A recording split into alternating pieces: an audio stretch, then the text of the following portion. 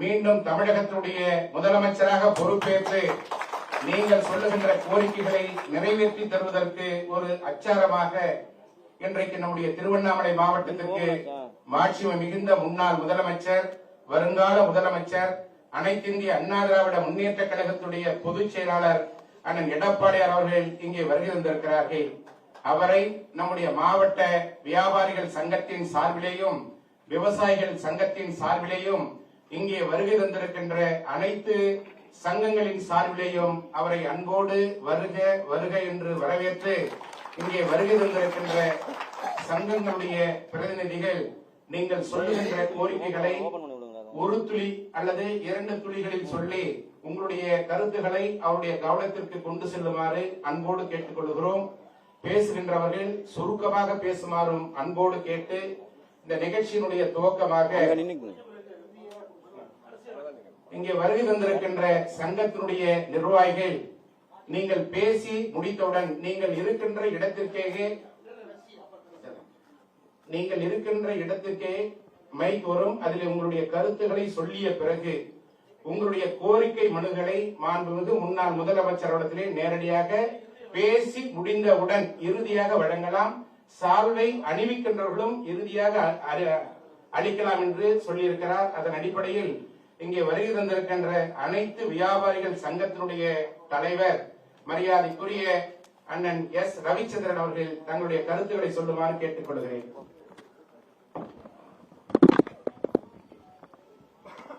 அன்புரிய வணக்கம்.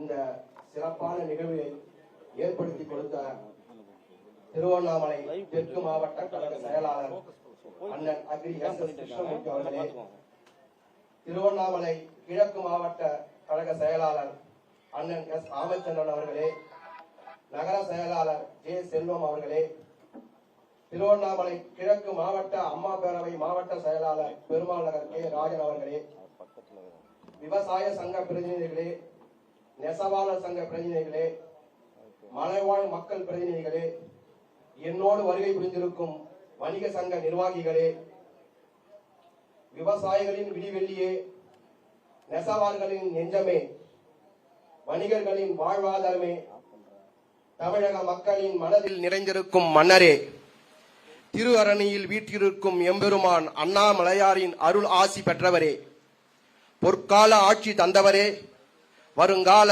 தமிழக முதல்வரே, வணக்கம். வணிகர்களின் முக்கிய கோரிக்கைகளுக்கு தீர்வு காண வேண்டுதல் சம்பந்தமாக 1. குளிரூட்டப்பட்ட கிடங்கு.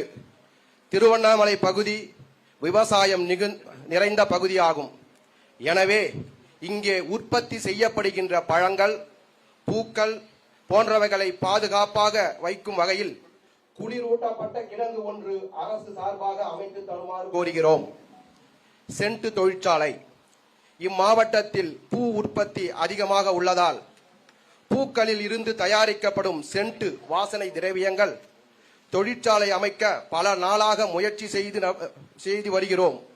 அதை உடனடியாக நிறைவேற்றி தர வேண்டுகிறோம். எண்ணெய் தொழிற்சாலை. இம்மாவட்டத்தில் நெல் உற்பத்தி அதிக அளவில் உள்ளதால் அதிலிருந்து பெறப்படும் உமியில் இருந்து எண்ணெய் தொழிற்சாலை அமைக்க வேண்டும் என பணிவன்போடு கேட்டுக்கொள்கிறோம். மணிலா எண்ணெய் ஆலை. திருவண்ணாமலை மாவட்டம் மணிலா உற்பத்திக்கு பெயர் போன மாவட்டம். ஆகவே இங்கு மணிலா எண்ணெய் தயாரிக்கும் தொழிற்சாலை டான்காஃப் அமைக்கப்பட்டிருந்தது. அதன் மூலமாக மணிலா எண்ணெய் உற்பத்தியும் உள்ளூர் மக்களுக்கு வேலை வாய்ப்பும் கிடைத்தது. அந்த தொழிற்சாலை மூடப்பட்டதால் மீண்டும் அதுபோல ஒரு தொழிற்சாலையை தொடங்கி மணிலா எண்ணெய் உற்பத்தி செய்திடவும் மீண்டும் உள்ளூர் மக்களுக்கு மணிலா எண்ணெய் வேலை கிடைக்கவும் ஒரு ஏற்பாட்டினை செய்து தருமாறு பணிவன்போடு கேட்டுக்கொள்கிறோம். ஆன்மீக பக்தர்கள் வட மாநிலங்களில் இருந்தும் பிற மாநிலங்களில் இருந்தும் திருவண்ணாமலைக்கு வருகை புரிகிறார்கள். அவர்கள் வந்து செல்ல வசதியாக ரயில் சேவைகளை அதிகப்படுத்தி தர வேண்டுகிறோம். முக்கியமாக திருவண்ணாமலையிலிருந்து சென்னை செல்வதற்காக திண்டிவனம் செஞ்சி இருவழிப்பாதை திட்டம் தயார் செய்யப்பட்டு அந்த திட்டம் நிறைவேறாமல் அப்படியே உள்ளதால் அதனை விரைந்து செய்து முடிக்க மத்திய அரசிடம் கேட்டு பெறுமாறு தாழ்மையோடு கேட்டுக்கொள்கிறோம். திருவண்ணாமலைக்கு வந்தே பாரத் மற்றும் பல விரைவு ரயில்களின் சேவைகளை அதிகப்படுத்தி தர வேண்டுகிறோம். டெல்லி, சூரத், குஜராத் போன்ற வட மாநிலங்களில் இருந்து பொருட்களை கொண்டு வரும் வியாபாரிகளுக்கு திருவண்ணாமலை மக்கள் அவற்றை பயன்படுத்திக் கொள்ள பார்சல் சர்வீஸ் திருவண்ணாமலைக்கு ஏற்படுத்தி தருமாறு ஐயா அவர்களை கேட்டுக்கொள்கிறோம். மாநகராட்சி கட்டுப்பாட்டில் உள்ள கடைகள் மற்றும் கோவில் கட்டுப்பாட்டில் உள்ள கடைகளின் வாடகை அதிகமாக நிர்ணயம் செய்யப்பட்டிருப்பதால் அந்த வாடகைகளை குறைத்து நிர்ணயம் செய்ய வேண்டுகிறோம். ஜிஎஸ்டி குறைபாடுகளை களைய வேண்டுகிறோம். மிகவும் சொற்ப லாபத்தில் விநியோகம் செய்து வரும் விநியோகஸ்தர்கள் பலவிதமான வரிகளால் மிகுந்த சிரமத்திற்கு உள்ளாகிறார்கள். உதாரணமாக, ஒரு பொருளின் மீது அவர்கள் வைக்கும் லாபத்தின் அடிப்படையில் தான் ஜிஎஸ்டி செலுத்துகிறார்கள். மீண்டும் அதே லாபத்தை வருமானம் என கணக்கிட்டு வருமான வரியும் கட்டுகிறார்கள். சொத்து வரி, வாடகை வரி, குப்பை வரி, சாலை வரி, தொழில் வரி, FFSAI கட்டணத்திற்கு வரி போன்ற ஏராளமான வரிகளில் இருந்து வணிகர்களை காப்பாற்றி தருமாறு அன்புடன் கேட்டுக்கொள்கிறோம்.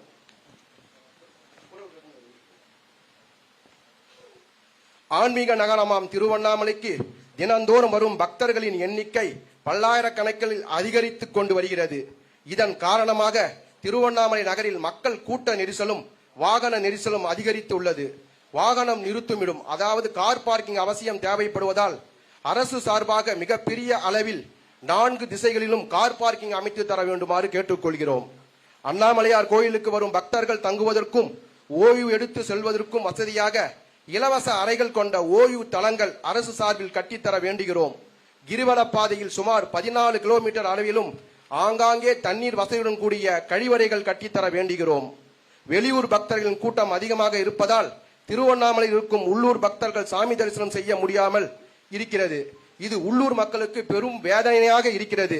இந்த வேதனையை தீர்க்கும் வகையில் உள்ளூர் மக்கள் சாமி தரிசனம் செய்வதற்கு தனி நேரம் ஒதுக்கி தருமாறு தாழ்மையோடு கேட்டுக்கொள்கிறோம். கட்டுமான பொருட்களின் விலை உயர்வு, ஜல்லி, எம்சாண்ட், சிமெண்ட், இரும்பு முதலிய பொருட்கள் மிக அதிக அளவிலே விலை உயர்வு இருக்கிறது. அதையும் தாங்கள் குறைத்து கொடுக்குமாறு தாழ்மையோடு கேட்டுக்கொள்கிறோம். பேருந்து நிலையத்தில் இருந்து திருக்கோயில் வருவதற்கு 14 கிலோமீட்டர் கிரிவல பாதையிலும் ஆன்மீக பக்தர்களின் வசதிக்காக பேட்டரி பஸ் வாகனம் இயக்க வேண்டும். கிரிவல பாதையில் அவசர சிகிச்சைக்கு ஒரு மருத்துவ நிலையம் அமைக்க வேண்டும் என்று கேட்டுக்கொள்கிறோம். தொழில் வணிக உரிம கட்டணம் மறு ஆய்வு செய்யுமாறு கேட்டுக்கொள்கிறோம். உள்ளாட்சி, நகராட்சி, அறநிலைத்துறை கடைகளுக்கு தீர்வு காண கேட்டுக்கொள்கிறோம். சொத்து வரி உயர்வில் முரண்பாடுகளை களைந்திட கோரிக்கை வைக்கிறோம்.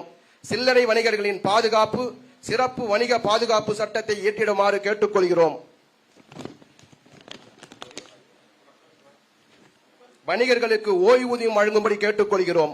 பழைய நகை அடகு கடை வணிகர்களுக்கு பாதுகாப்பு வழங்கும்படி கேட்டுக்கொள்கிறோம். தகுதியுள்ள வணிக வாரிசுகளுக்கு அரசு பணி, கல்வி, இட ஒதுக்கீடு வழங்குமாறு கேட்டுக்கொள்கிறோம்.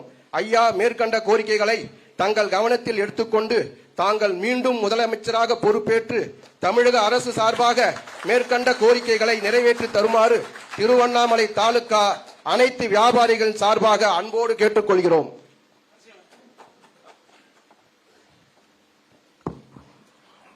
அருள் கூர்ந்து பேசுகின்ற நிர்வாகிகள் நேரத்தை குறைத்து மாண்புமிகு அண்ணன் அவர்களுக்கு பல்வேறு நிகழ்ச்சிகள் இருக்கிறது, சுருக்கமாக பேசுமாறு அன்போடு கேட்டு தாங்கள் சொல்லுகின்ற கோரிக்கைகள் எல்லாம் அண்ணனுடைய கவனத்திற்கு மனுவாக வழங்குமாறு பணிவன்போடு கேட்டு மாவட்ட வர்த்தகர் சங்கத்தினுடைய தலைவர் மரியாதைக்குரிய அண்ணன் மண்ணுலிங்கம் அவர்கள்.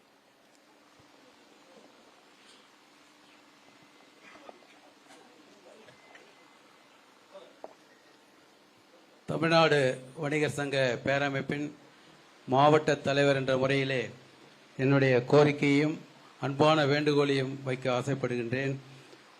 மாண்புமிகு சட்டமன்ற எதிர்க்கட்சி தலைவர் எடப்பாடியார் உள்ளிட்ட மேடையில் விட்டிருக்கும் அனைவருக்கும் காலை வணக்கத்தையும், இந்த நிகழ்ச்சியிலே கலந்து கொண்டிருக்கின்ற என்னோடு பணி வந்திருக்கின்ற அத்துணை பொதுமக்களுக்கும் என்னுடைய காலை வணக்கத்தை உரித்தாக்கி கொண்டு, தமிழ்நாட்டிலே இப்பொழுது வால்மார்ட் போன்ற நிறுவனங்கள் செயின் நிறுவனங்களாக தொடர்ந்து நடைபெற்று கொண்டிருக்கிறது. ஒவ்வொரு மாவட்டத்திலும் ஒவ்வொரு கடைகள் டிமார்ட் போன்ற கடைகள் அமைக்கிறார்கள். இதை தமிழ்நாடு அரசு தாங்கள் முதலமைச்சர் ஆன உடனே இதற்கான ஒரு சட்டத்தை நிறைவேற்றி தர வேண்டும் அன்போடு கேட்டு விடைபெறுகிறேன். நன்றி, வணக்கம். ஓட்டல் உரிமையாளர்கள் சங்கத்தினுடைய தலைவர் அண்ணன் STT தனக்கோட்டி அவர்கள். முன்னாள் முதலமைச்சர் உள்ளிட்ட இங்கே வந்திருக்கின்ற அனைவருக்கும் என்னுடைய பணிவான வணக்கத்தினை தெரிவித்துக் கொள்கிறேன்.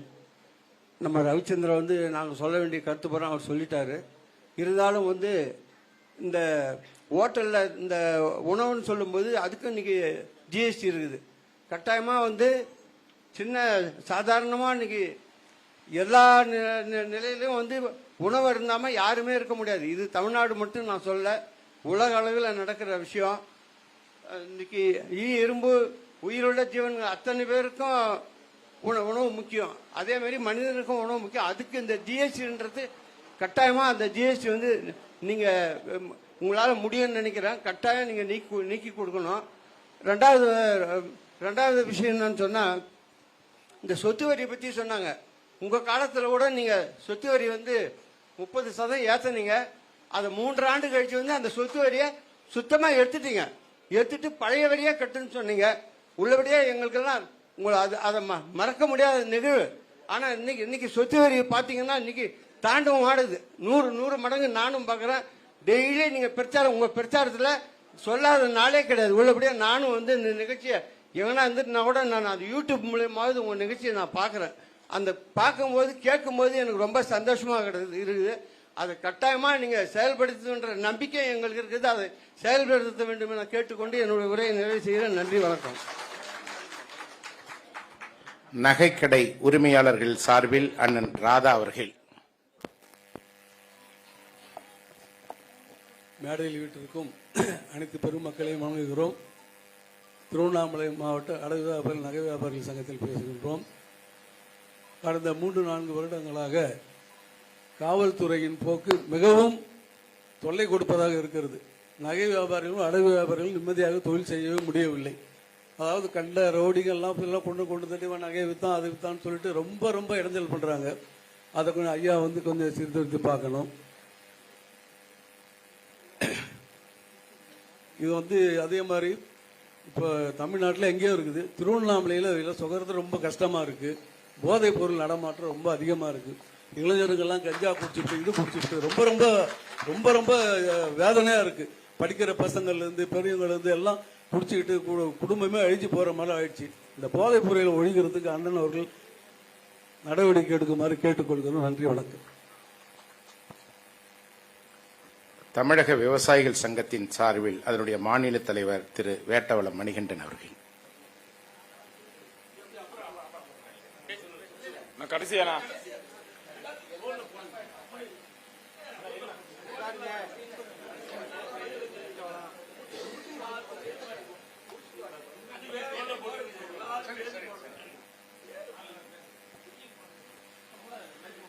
அவைக்கு வணக்கம். மறைந்தும் மறையாமல் மக்கள் மனதிலே நீங்காத இடம் பெற்ற மாண்புமிகு புரட்சித் தலைவி அம்மா அவர்களின் நல்லாசிகளுடன் இன்றைய தினம் விவசாயிகளின் பாதுகாவலராக, ஏரி குடிமராமத்து நாயகனாக, விவசாயிகளின் முதலமைச்சராக, வருங்கால தமிழகத்தின் சட்டமன்றத்தின் முதலமைச்சராக வர இருக்கக்கூடிய எங்கள் விவசாயிகளின் மூத்த சகோதரர் அண்ணன் கழகத்தின் பொதுச் செயலாளர் உள்ளிட்ட கழகத்தின் அனைத்து நிர்வாகிகளுக்கும், சக விவசாய பெருமக்களுக்கும், எங்கள் சகோதர வியாபாரி பெருமக்களுக்கும் அனைவருக்கும் காலை நேர வணக்கங்களை தெரிவித்துக் கொண்டு, கடனிலே பிறந்து கடனிலே வளர்ந்து கடனிலே செத்துமடிந்து கொண்டிருக்கக்கூடிய விவசாயிகளின் வாழ்க்கை சிக்கலை தீர்ப்பதற்காக மாண்புமிகு புரட்சித் தலைவர் எம்ஜிஆர், மரியாதைக்குரிய விவசாயியுடைய பாதுகாவலராக திகழ்ந்த புரட்சித் தலைவி அம்மா அவர்கள் பல்வேறு நடவடிக்கைகளை எடுத்து விவசாயிகளை காப்பாற்றினார்கள். மாண்புமிகு அண்ணன் அவர்கள் முதலமைச்சராக பொறுப்பேற்றவுடன் ஒரு விவசாயி முதலமைச்சராக ஆகியிருக்கின்றார் என்று சொல்லி ஒவ்வொருவரும் ஒவ்வொரு விவசாயியும் நாங்கள் முதலமைச்சர் என்ற கர்வத்தோடு திரிந்த மாநிலம் தமிழகம். அது மீண்டும் வரும் என்று நாங்கள் நிச்சயமாக நம்புகின்றோம். மாண்புமிகு அண்ணன் அவர்களுக்கு இந்த திருவண்ணாமலை மாவட்டத்திலே பல்வேறு பிரச்சனைகள் இருந்தாலும் கூட ஒரு சிலவற்றை மட்டும் நான் அண்ணன் அவருடைய கவனத்துக்கு எடுத்து வர நான் கடமைப்பட்டிருக்கின்றேன். இந்த திருவண்ணாமலை மாவட்டத்திலே மிகப்பெரிய தொழிற்சாலைகளோ தொழில் திட்டங்களோ இங்கே எதுவும் கிடையாது. வற்றாத ஜீவநிதிகளும் இங்கே கிடையாது. முழுக்க முழுக்க கிணற்று பாசனமும் போர் பாசனத்தை மட்டுமே நம்பி இருக்கின்றோம். இங்கே மாண்புமிகு அம்மா அவர்கள் காலத்திலே எடுத்துக்கொண்டு வரப்பட்ட பாலாறு பெண்ணையாறு நந்தன் கால்வாய் இணைப்பு திட்டத்தினை செயல்படுத்திட வேண்டும். அதிலும் குறிப்பாக இந்த சாத்தனூர் திட்டம் திட்டமிடப்படுகின்ற பொழுதே சாத்தனூர் மேல் இடதுபுற கால்வாய் என்ற ஒரு திட்டம் இருந்தது. சாத்தனூர் மேல் இடதுபுற கால்வாய் மூலமாக சமுத்திரம் ஏரி வழியாக நந்தன் கால்வாய் இணைப்பு திட்டம் ஒன்று இருக்கின்றது. இந்த திட்டங்கள் மட்டுமல்ல, தமிழகம் முழுவதுமே குறிப்பாக ஆறுகள் இணைப்பு திட்டத்திற்கு அண்ணன் அவர்கள் ஒரு முன்முயற்சி எடுத்து அதற்கான நிதி திட்டங்களை ஒதுக்கிட வேண்டும் என்று நான் கேட்டுக்கொள்கின்றேன். மாண்புமிகு அம்மா அவருடைய கனவு திட்டமான 10,000 தடுப்பணைகள் திட்டம் கட்ட வேண்டும் என்று சொன்னார்கள். மாண்புமிகு அண்ணன் அவர்கள் முதலமைச்சராக இருக்கின்ற பொழுது முதலில் நான் 1000 தடுப்பணைகள் கட்டுகிறேன் என்று சொல்லி கட்டி சாதித்து காட்டினீர்கள். ஆனால் அடுத்து வந்த ஆட்சி அதை ஏனோ கையை கீழே போட்டுவிட்டது. மாண்புமிகு அண்ணன் அவர்கள் மீண்டும் வருங்காலத்திலே நீங்கள் தான் முதலமைச்சர், விவசாயிகள் முதலமைச்சர் என்ற கர்வத்தோடு இருக்கப் போகின்றோம். நீங்கள் தமிழகத்திலே ஓடுகின்ற அனைத்து ஆறுகளிலும் தடுப்பணைகள் கட்டினால் நன்றாக இருக்கும் என்று நான் கருதுகின்றேன். அடுத்ததாக மிக முக்கியமான பிரச்சனை கரும்பு விவசாயிகள் பிரச்சனை, சர்க்கரை தொழில் சார்ந்த பிரச்சனை. தமிழ்நாட்டிலே மாண்புமிகு புரட்சித் தலைவர் ஆட்சி காலத்திலும் சரி, மாண்புமிகு அம்மா அவர்கள் ஆட்சி காலத்திலும் சரி, கரும்பு விவசாயிகள் நிம்மதியாக இருந்தார்கள். நிம்மதியாக உறங்கினான் எழுந்தான். மாண்புமிகு அண்ணன் அவர்கள் ஆட்சியில் இருக்கின்ற பொழுது கூட நாங்கள் சொன்ன பிரச்சனைகள் எல்லாம் மத்திய அரசுடைய கவனத்துக்கே எடுத்துச் சென்று மத்திய நிதியமைச்சரே குழுவோடு வந்து எல்லாம் கரும்பு விவசாயிகளுடைய கண்ணீரை துடைத்தார்கள். ஆனால் இன்றைய நிலைமை தமிழகத்திலே கரும்பு உற்பத்தி அதாலபாதத்துக்கு சென்று விட்டது. 40 சர்க்கரை ஆலைகளில் 16 சர்க்கரை ஆலைகள் மூடப்பட்டிருக்கிறது. அது தனியார் மற்றும் கூட்டுறவு சர்க்கரை ஆலைகள் கூட. மாண்புமிகு அண்ணன் அவர்கள் மீண்டும் முதலமைச்சராகி சர்க்கரை தொழிலில் ஏற்பட்டிருக்கக்கூடிய இடர்பாடுகளை எல்லாம் நீக்கி கரும்பு விவசாயிகளுடைய வாழ்விலே நீங்கள் கண்ணீரை துடைக்க வேண்டும் என்று நான் கேட்டுக்கொள்கின்றேன்.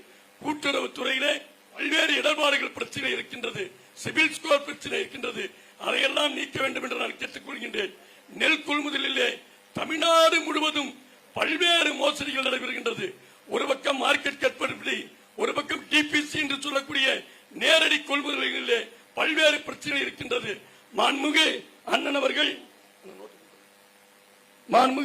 அவர்கள் அந்த பிரச்சனையை தீர்க்க வேண்டும் நான் மெத்த பணிவோடு கேட்டுக்கொள்கின்றேன். அதே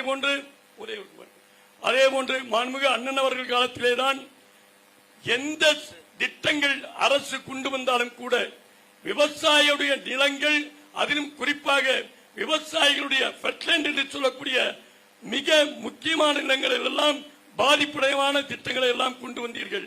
ஆனால் இப்பொழுது நில எடுப்பு சட்டம் என்ற ஒரு போர்வையிலே விவசாயிகளுடைய முக்கியம் வாய்ந்த பகுதியெல்லாம் எடுக்கின்றார்கள். அண்ணன் அவர்கள் முதலமைச்சராக பதவியேற்று கருணையோடு திட்டங்கள், தொழிற்சாலைகள் என்பது தேவை, அதை நாங்கள் வரவேற்கின்றோம். நெல்லை நட்டோம், நாங்கள் விலை கிடைக்கவில்லை. ஆனால் யாரோ ரியல் எஸ்டேட்காரன் கல்லை நடுறான், அவனுக்கு விலை கிடைச்சது. ஆனால் விவசாயிகளுக்கு கிடைக்கவில்லை. நல்ல திட்டங்களை நாங்கள் வரவேற்கின்றோம். ஆனால் ஒரே ஒரு கோரிக்கை மட்டும் நான் சொல்லி விடைபெறுகிறேன். ஒரு திட்டங்களை ஹைவேஸ் திட்டத்துக்காக மத்திய அரசு நிலங்களை எடுக்கின்றது. பக்கத்திலே இருக்கக்கூடிய கர்நாடகாவிலே ஒரு ஏக்கருக்கு 3 கோடி ரூபாய் கொடுக்கிறார்கள். ஒரே வரப்பு தான். அந்த வரப்பு தாண்டவனே அதே அந்த தமிழக விவசாயிக்கு 30 லட்சம் ரூபாய் தான் கிடைக்கின்றது. மாவட்ட ஆட்சித்தலைவர் அவர்களுக்கு அந்த மதிப்பீடுகளை அண்ணன் அவர்கள் முதலமைச்சராக பொறுப்பேற்றவுடன் அவர்களுக்கு உரிய அறிவுரைகளை வழங்கி தகுந்த தொகை கிடைக்க வழிவகை செய்ய வேண்டும். மற்றவெல்லாம் நான் கோரிக்கையாக கொடுக்கிறேன் என்று சொல்லி விடைபெறேன். நன்றி, வணக்கம். தென்பெண்ணை செய்யாறு இணைப்பு விவசாயிகள் சங்கத்தினுடைய தலைவர் அண்ணன் திரு ஆர் விஜயன் அவர்கள்.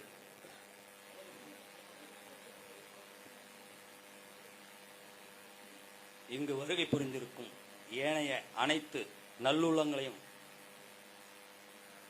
தென்பெண்ணை சேயாறு இணைப்பு விவசாய சங்கத்தின் பசுமை தூய்மை வணக்கத்துடன்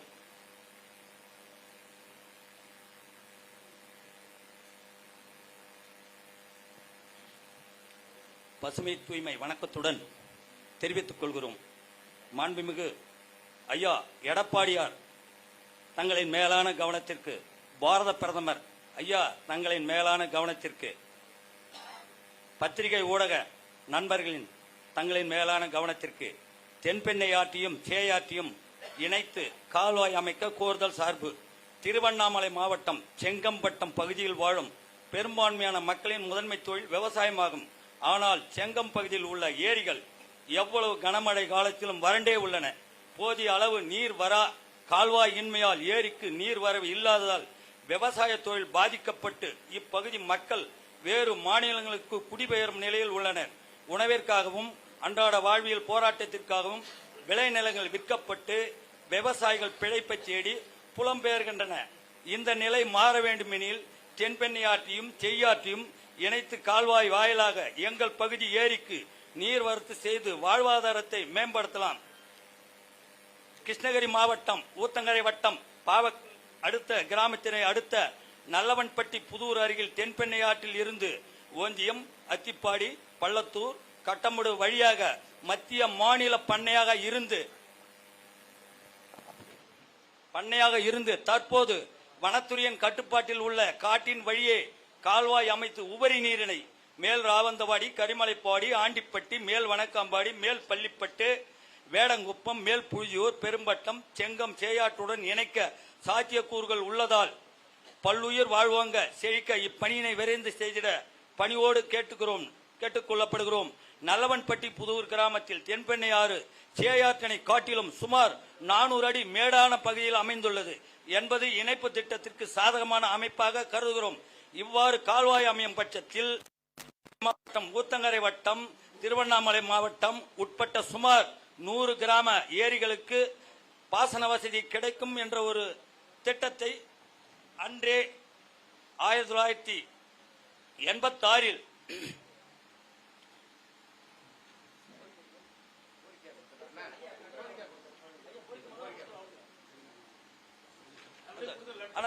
அண்ணன் அவர்கள் பேசி முடித்தவுடன் உங்களுடைய கோரிக்கையை மனுவாக வழங்குமாறு அன்போடு கேட்டு, அடுத்து உழவர் உரிமை இயக்கத்தினுடைய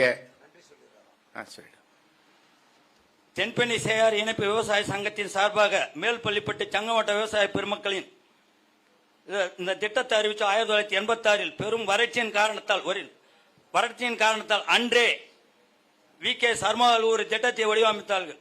திட்ட விபரம் செங்கத்துல ஏதாவது ஒரு தொழிற்சாலை அமைக்கணும். செங்கம் வட்டத்துல படிச்ச இளைஞருங்க நிறைய இருக்காங்க. அவங்களுக்கு ஏதாவது உங்க ஆட்சி காலத்துல ஒரு தொழிற்சாலை அமைச்சு 5000 பேருக்கு வேலை வாய்ப்பு வழங்கணும். தென்பெண்ணை சேயாறு இணைப்பு விவசாய சங்கம், திருவண்ணாமலை மாவட்டம் செங்கவட்ட விவசாய பெருமக்கள். நன்றி, வணக்கம். வாழ்க நாடு, வளர்க பாரதம். உழவர் உரிமை இயக்கத்தினுடைய மாநில தலைவர் மரியாதைக்குரிய திரு அருள் ஆறுமுகம் அவர்கள். மாண்புமிகு எதிர்க்கட்சி தலைவர் மற்றும் அஇஅதிமுகவுடைய பொதுச் செயலாளர் அவர்கள் விவசாயிகளுடைய கோரிக்கைகளை கேட்டு வந்திருக்கும் நேரத்தில் உழவர் உரிமை இயக்கத்தின் சார்பாக இந்த கோரிக்கைகளை முன்வைக்கிறோம். இந்த கோரிக்கையை வருகின்ற 2026 சட்டமன்ற தேர்தலினுடைய அறிக்கையில் தங்கள் குறிப்பிட்டு நீங்கள் ஆட்சி பொறுப்பேற்றவுடன் இதை நிறைவேற்றும் வகையில் எங்களுடைய கோரிக்கைகள் வைக்கிறோம். சென்னை சேலம் 8 வழிச்சாலை திட்டத்தை கைவிட நீங்கள் மறுபரிசீலனை செய்ய வேண்டும். இந்த திட்டத்தை தாங்கள் ஏற்கனவே ஆதரித்திருந்தாலும் இதனுடைய பாதிப்பு எந்த அளவுக்கு இருக்கும் என்பதை நீங்கள் உணர்ந்திருப்பீர்கள். இது வெறும் பாதிக்கக்கூடிய மக்கள் மட்டும் இதை எதிர்த்து களமாடவில்லை, அதை தாண்டி பல்வேறு மக்களும் வந்து இதை எதிர்க்கக்கூடிய சூழ்நிலை இருக்கிறது. எனவே நீங்கள் மீண்டும் மறுபரிசீலனை செய்து இந்த திட்டத்தை கைவிட நீங்கள் வழிவகை செய்ய வேண்டும். அடுத்த கோரிக்கையாக மேல்மா சிப்காட் திட்டம் கைவிட வேண்டும். ஏற்கனவே மேல்மாவை சுற்றி 2 சிப்காட் இருக்கிறது. அங்கே ஆயிரக்கணக்கான ஏக்கர் நிலம் ஏற்கனவே பயன்பாட்டுக்கு இல்லாமல் உள்ளது. எனவே இந்த மேல்மா சிப்காட் திட்டத்தை நாங்கள் கைவிட நடவடிக்கை எடுக்க வேண்டும். நிச்சயமாக இந்த திமுக ஆட்சிக்கு முடிவுக்கு முன்னாடி இந்த திட்டம் நிறைவேறாது. எனவே நீங்கள் பொறுப்பேற்றவுடன் இந்த திட்டத்தை நீங்கள் கைவிட வேண்டும் என்று கேட்டுக்கொள்கிறோம்.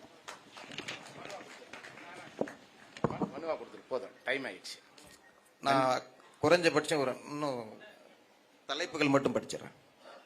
விளைநிலங்களை பாதுகாக்கும் கொள்கை.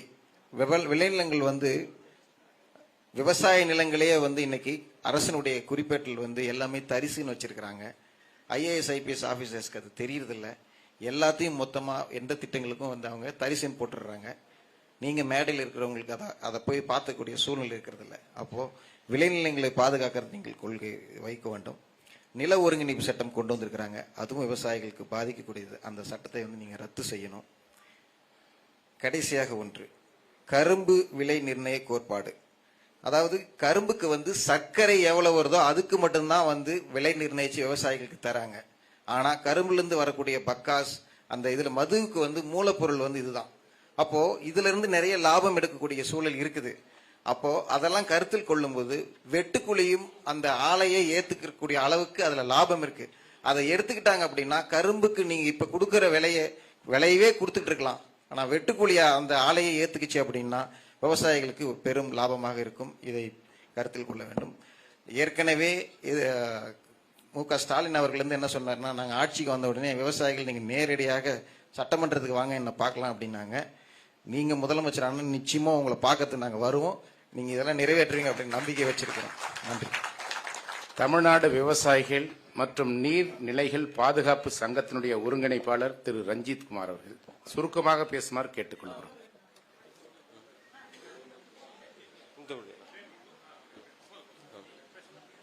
ஐயா, மாண்புமிகு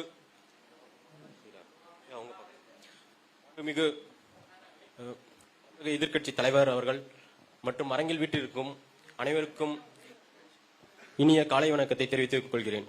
ஐயா, நீங்க ஆட்சியில் இருக்கும்போது என்னன்னாக்கா பல்வேறு பெரிய மாவட்டங்களை வந்து பிரிச்சு 10க்கும் மேற்பட்ட புதிய மாவட்டங்களை வந்து உருவாக்குனீங்க. அதுக்கு என்னுடைய நன்றியை தெரிவித்துக் கொள்கிறேன். அதே போல தமிழ்நாட்டில் வந்து பாத்தீங்கன்னாக்கா திருவண்ணாமலை மாவட்டம் வந்து மிகவும் பின்தங்கிய மாவட்டம். 80% வந்து பார்த்தாக்கா கிராமப்புற மக்கள் வசிக்கிற மாவட்டம். இது பல காலங்களாவே வந்து பார்த்தாக்கா மிகவும் பின்தங்கிய நிலையிலே இருக்கு. அதனால திருவண்ணாமலை மாவட்டத்தை வந்து 2ஆ பிரிச்சு புதிய மாவட்டத்தை உருவாக்கணும்னு கேட்டிருக்கோம். அதே போல இங்க திருவண்ணாமலை மாவட்டத்தில் இருக்கிற வட்டார வளர்ச்சி அலுவலகம் இல்ல தாலுகா அலுவலகம் இது எல்லாமே பாத்தீங்கன்னாக்கா 1.5 லட்சம் பாப்புலேஷன் இருக்கு. இதுவே மேற்கு மாவட்டம் எல்லாம் பாத்தீங்கன்னாக்கா அதோடைய பாப்புலேஷன் வந்து 70,000 80,000 தான். அதே போல தான் இருக்கு. அதே போல திருவண்ணாமலை மாவட்டத்தை நிர்வாக ரீதியா 2 மாவட்டமாகவும் பெரிய தாலுகா இல்ல வட்டார வளர்ச்சி இருக்கிறது வந்து பார்த்தாக்கா சிறிய அளவுல பிரிச்சு நிர்வாகத்தை வந்து மேம்படுத்துமாறு கேட்டுக்கொள்கிறேன். அதே போல வந்து பார்த்தாக்கா நீங்க ஆட்சி காலத்தில் இருக்கும்போது பார்த்தாக்கா திருவண்ணாமலை மாவட்டம் வந்து பார்த்தாக்கா ரோடு ஆக்சிடென்ட்ல வந்து 15வது இடத்துக்கு மேல இருந்தது. ஆனா இப்ப வந்து பார்த்தாக்கா புதுசா ரோடு போட்டு பாதுகாப்பு இல்லாத சாலையை வந்து அமைச்சிருக்காங்க. அதாவது பஸ் லாரி போறதுக்கு மட்டும் சாலை போட்டிருக்காங்க. இதே போல நடைபாதைகள் 2 வீலர் எல்லாம் போறதுக்கு வந்து பாதுகாப்பான சாலை வந்து போடல. எங்களுக்கு திருவண்ணாமலை டு திருக்கோளூர் SH9 போட்டாங்க. இதே போல பாதுகாப்பு இல்லாத சாலை போட்டதால என்ன ஆயிடுச்சுனாக்கா 2 மடங்கு வந்து ஆக்சிடென்ட் வந்து அந்த ரோட்ல வந்து அதிகமாச்சு.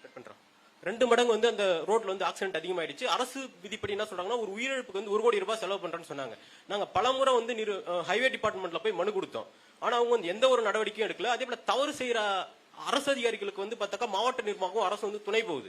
நான் 3 வருஷமா வந்து மனு கொடுத்திருந்தேன், எந்த ஒரு நடவடிக்கையும் எடுக்கல. எதனா ஒரு நடவடிக்கை எடுத்திருந்தாங்கனாக்கா ஒரு 20-30 ஆக்சிடென்ட் உயிரிழப்பு வந்து தடுத்திருக்கலாம். நிறைய பேர் வந்து பார்த்தாக்கா விதவையா இருக்காங்க, அனாதையா இருக்காங்க.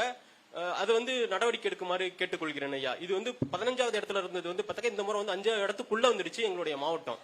பர்டிகுலரா அந்த திருவண்ணாமலை திருக்கோளூர் SH9. அதுக்கு அடுத்தது வந்து பார்த்தாக்கா எங்களுக்கு வந்து திருவண்ணாமலை மாவட்டம் செங்கம் இந்த ஏரியாலாம் வந்து பார்த்தாக்கா நிலத்தடி நீர்மட்டம் வந்து ரொம்ப மோசமான இருக்கிற சூழ்நிலையா இருக்கு. போன முறை மழை பெய்யும் போது என்ன ஆயிடுச்சுனாக்கா நிறைய தண்ணீர் வந்து பார்த்தாக்கா ஆத்துல போய் வீணா போயிடுச்சு. சோ இதுக்கெல்லாம் வந்து பார்த்தாக்கா சிமெண்ட் கால்வாய் வந்து சாத்தனூர் அணையில இருந்து போற உபரி நீரை வந்து பார்த்தாக்கா எங்க பகுதியில் இருக்க ஏரி குளத்துல தேக்கிறதுக்கு வந்து வேணும்னு கேட்டிருக்கோம். கேட்டுக்கொள்கிறேன் ஐயா.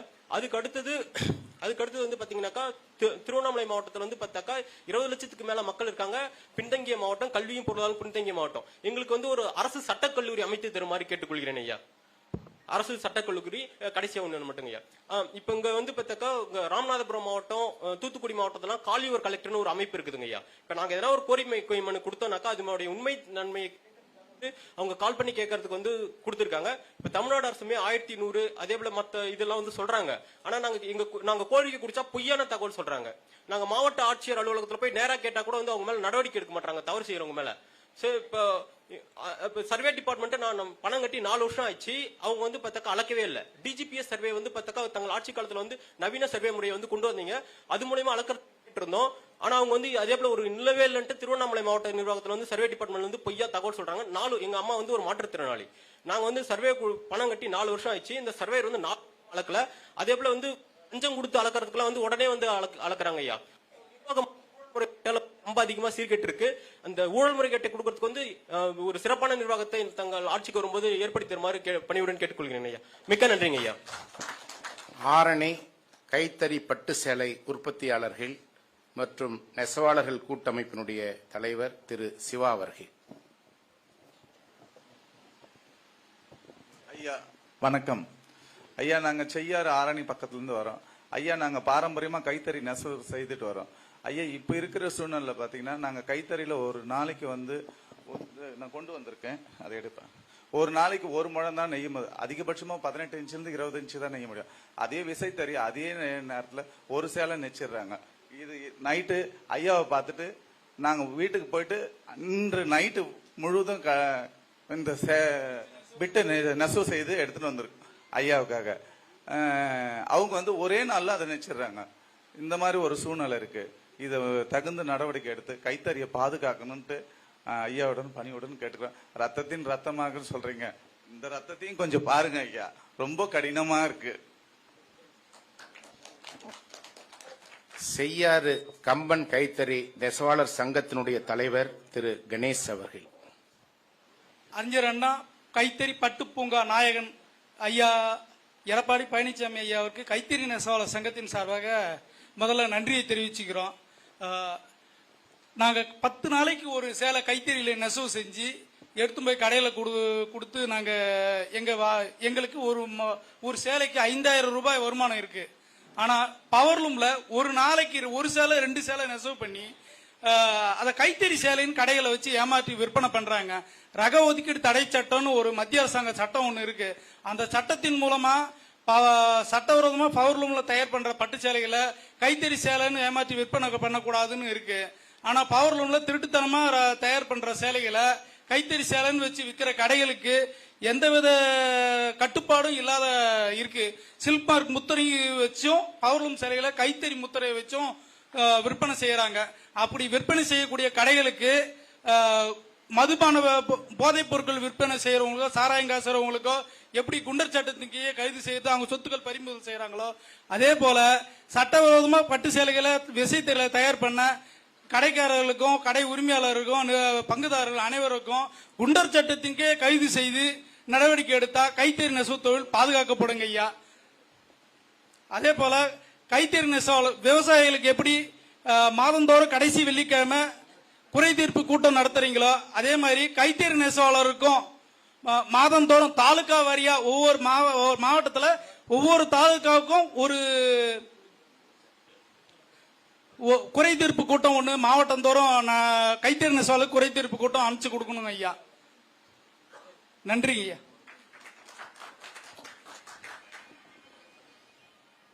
நெல் அரிசி வியாபாரிகள் சங்கத்தின் சார்பில் மரியாதைக்குரிய திரு மோகன்ராஜ் அவர்கள்.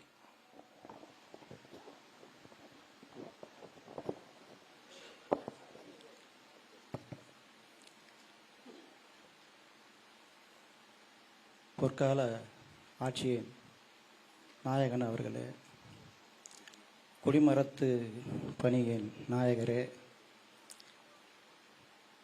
இங்கு இந்த நிகழ்ச்சிக்கு எங்களை ஏற்பாடு செய்த மாவட்ட செயலாளர் ஜெயசுதா அக்கா அவர்களே, எங்களுடைய சட்டமன்ற உறுப்பினர் SSR அவர்களே,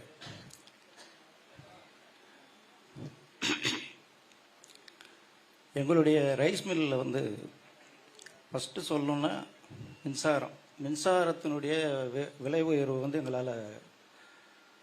எங்களால் தாங்க முடியல. அந்தளவுக்கு கடுமையாக உயர்ந்திருக்குது. உங்களுடைய பொற்கால ஆட்சியில் ஒரு முறை கூட எங்களுக்கு மின்சாரம்ன்றது எந்த கட்டணமும் உயரவில்லை. அதே போல் நாங்கள் வந்து எங்களுடைய ரைஸ் மில்லுக்கு 112 கிலோவாட் ஏற்கனவே வச்சிருக்கிறோம். அந்த எல்டி முறையில் அதை வந்து 150 கிலோவாட்டாக கொடுக்கணும்னு ஏற்கனவே முறையிட்டோம். அதை கொடுத்தாங்க. ஆனால் வந்து எல்டியினுடைய வரைவுக்குள்ளே இல்லை. அது வந்து கொஞ்சம் காஸ்ட் அதிகமாகவும் வேறு கேட்டகரியில் இருக்கிறதுனால ரொம்ப கடுமையாக எங்களுக்கு பாதிக்குது. அதே போல் விவசாயிகளிடம் நாங்கள் நேரடியாக கொள்முதல் செய்யும். அதாவது வந்து கிராமத்தில் இருந்து கொள்முதல் செய்யும் நெல்லுக்கு கமிட்டி செஸ் வந்து ₹1 என்கிட்ட வசூல் பண்ணுறாங்க. அதையும் அதே போல் மார்க்கெட் கமிட்டியில் வசூல் பண்ணுற ₹1 முறையும் முழுமையாக ரத்து செய்யணும்னு சொல்லிட்டு கேட்டுக்கொள்கிறோம். அடுத்ததாக வந்து மக்களுக்கு வந்து அடித்தளமே அரிசி. அந்த அரிசிக்கு வந்து 5% ஜிஎஸ்டி இருக்கிறது ரொம்ப கொடுமையாக தெரியுதுன்னு நினைக்கிறேன். அதனால் வந்து நீங்கள் முதலமைச்சராக வந்து முதல்ல அதை முழுமையாக நிற்கனா நல்லாயிருக்கும். அடுத்தது ஆரணியில் வந்து மையமாக கொண்டு எங்களுக்கு ரைஸ் மில் தொழிற்பேட்டை ஒன்று வேணும்னு ரொம்ப நாளாக கேட்டுன்னு இருக்கிறோம். அதுக்கு நாங்கள் அண்ணன் எஸ்எஸ்ஆர்கிட்ட கூட ஏற்கனவே கோரிக்கையெல்லாம் வச்சுருக்கிறோம். அதை நீங்கள் மீண்டும் நீங்கள் முதலமைச்சராக வந்தோன்னே எங்களுக்கு முதல்ல அதை நீங்கள் செஞ்சு கொடுத்தீங்கன்னா ரொம்ப நல்லாயிருக்கும். அடுத்ததாக வந்து நீங்கள் அண்ணன் வந்து ஆரணிக்கு ஏற்கனவே பிரச்சாரத்துக்கு வரும்போது போன எலெக்ஷனில் எங்களுக்கு வந்து ஆரணியை தலைமையிடமாக கொண்டு மாவட்டம் உருவாக்குறேன்னு சொல்லியிருக்கீங்க. அதை நீங்கள் செயல்படுத்தி கொடுத்தா நல்லாயிருக்கும். வியாபாரிகளை கருத்து கொண்டு இதெல்லாம் உங்களுக்கு கோரிக்கையாக நாங்கள் மனுவில் வச்சுருக்கிறோம். இதை கண்டிப்பாக செய்யணும்னு சொல்லிட்டு வணக்கம், நன்றி.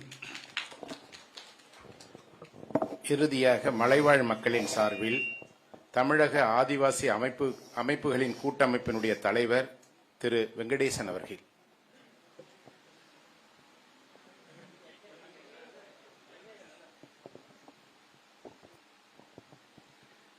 அதிமுக முன்னாள் முதல்வர் எடப்பாடி ஐயா அவர்களுக்கும் மற்ற அங்கு அமர்ந்திருக்கும் அனைத்து அமைச்சர்களுக்கும் மற்றும் இங்கு அமர்ந்திருக்கும் விவசாய தலைவர் அனைவர்களுக்கும் வியாபாரி சங்க தலைவர் அனைவர்களுக்கும் மற்றும் தொலைக்காட்சி நண்பர்களுக்கும் பத்திரிகை நண்பர்களுக்கும் என்னுடைய மலைவாழ் மக்களுடைய கோரிக்கைக்காக ஐயா அவர்களுக்கு தெரிவிக்க நான் இங்கே வந்திருக்கின்றேன். நான் வந்து தமிழக ஆதிவாசி கூட்டமைப்பினுடைய மாநில தலைவர். ஒரு 30 வருடமாக இதில் இருக்கின்றேன்.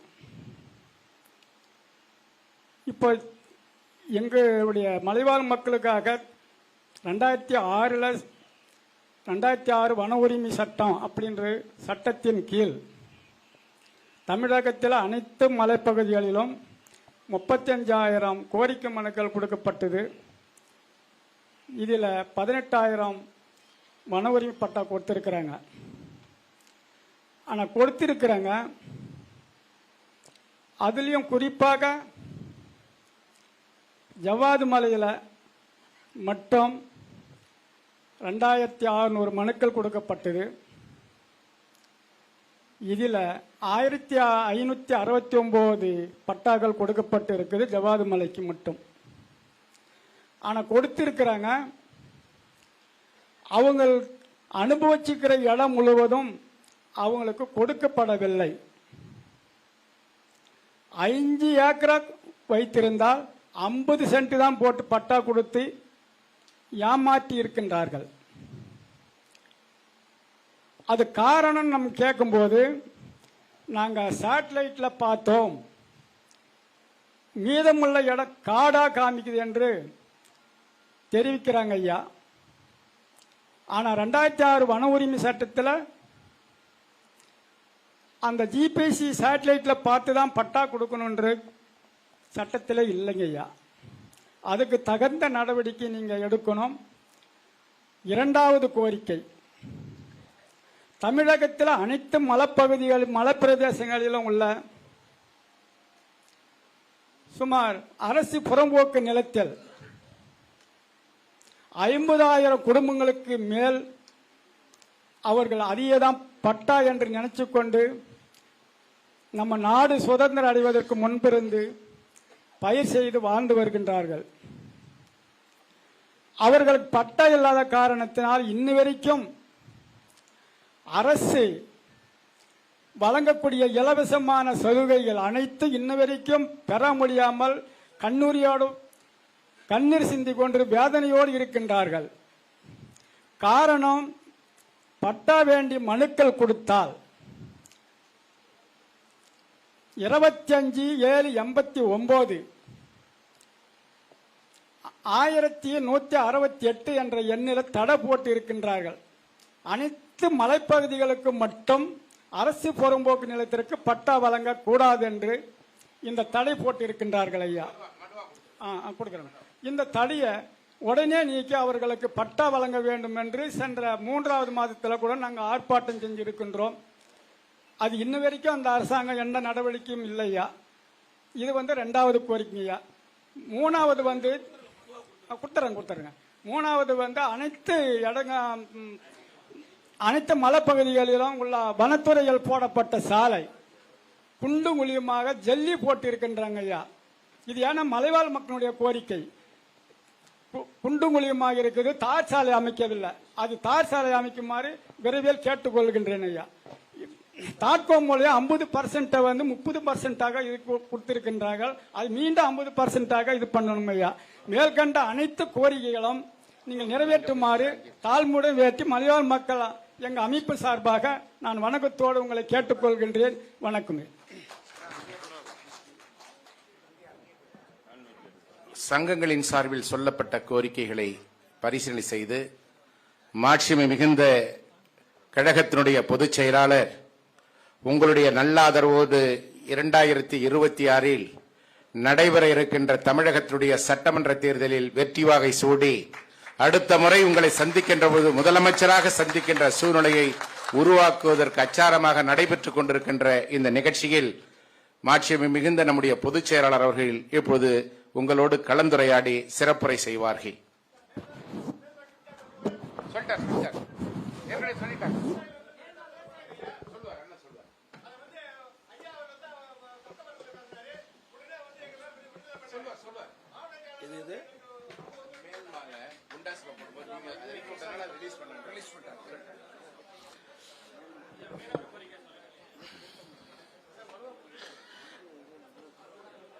மாண்புமிகு அம்மா அவர்களை வணங்கி திருவண்ணாமலை மாவட்டத்தைச் சேர்ந்த பல்வேறு அமைப்பு பல்வேறு சங்கங்களைச் சேர்ந்த தலைவர்கள் நிர்வாகிகள் இங்கே தங்களுடைய கருத்துக்களை ஆலோசனையை சொல்ல வரியிருந்து இந்த நிகழ்ச்சிக்கு கலந்து கொண்டு சிறப்பித்துக் கொண்டிருக்கின்ற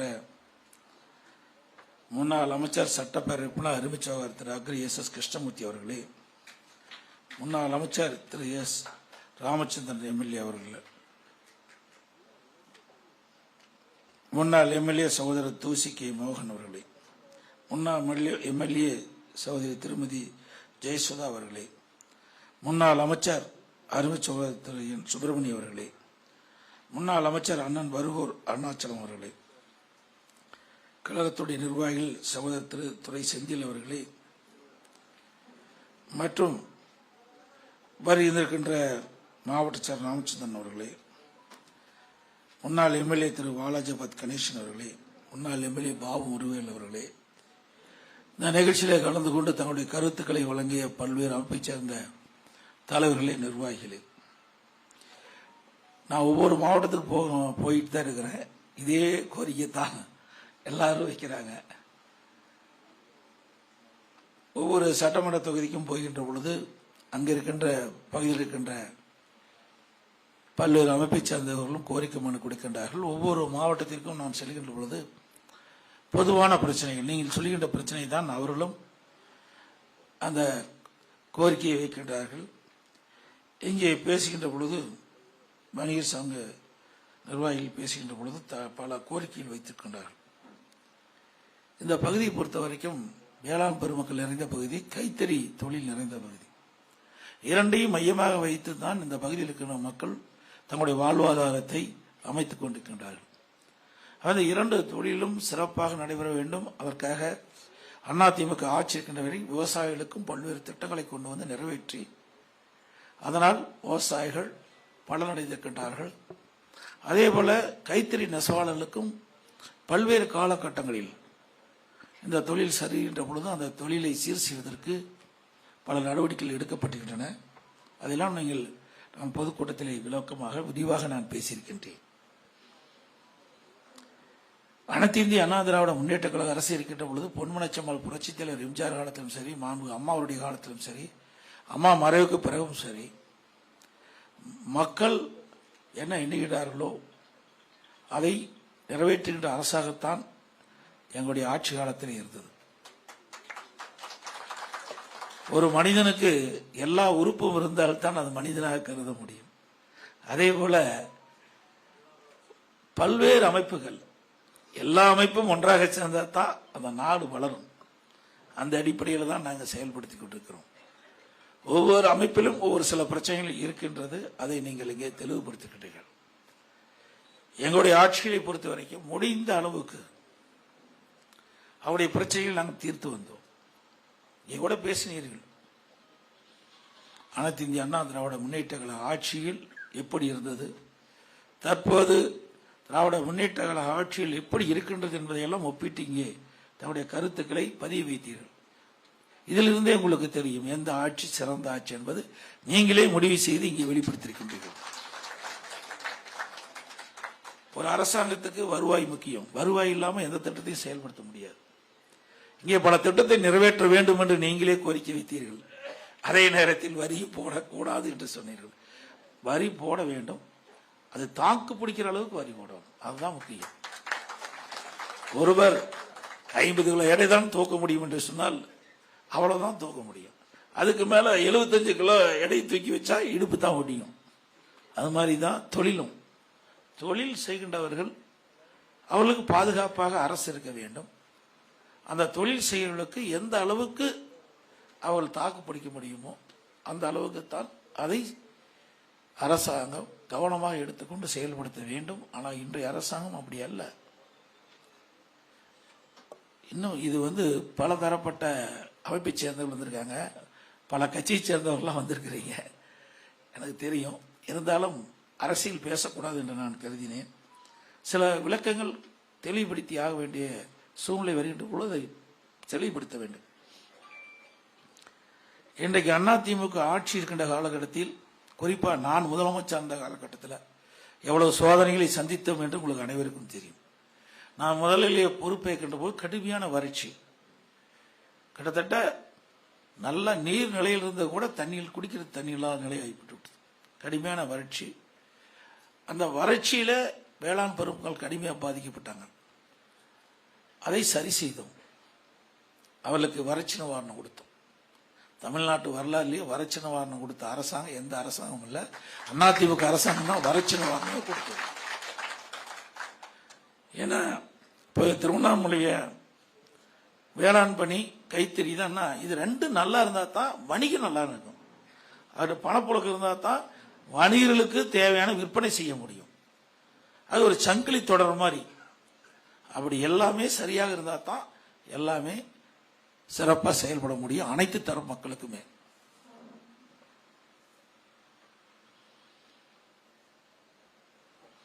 ஆக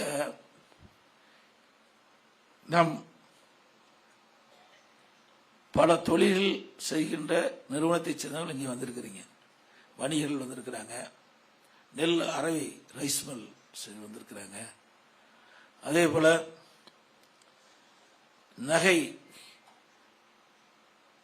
கடை உரிமையாளர்கள் வந்திருக்கிறாங்க, விவசாயிகள் வந்திருக்கிறாங்க, நதிநீர் பிரச்சனை விட்டு வந்திருக்கிறாங்க, பொது பிரச்சனைகள் இங்கே தெரிவித்திருக்கின்றீர்கள். எல்லாமே அரசுடைய கவனத்துக்கு இருக்கின்றது.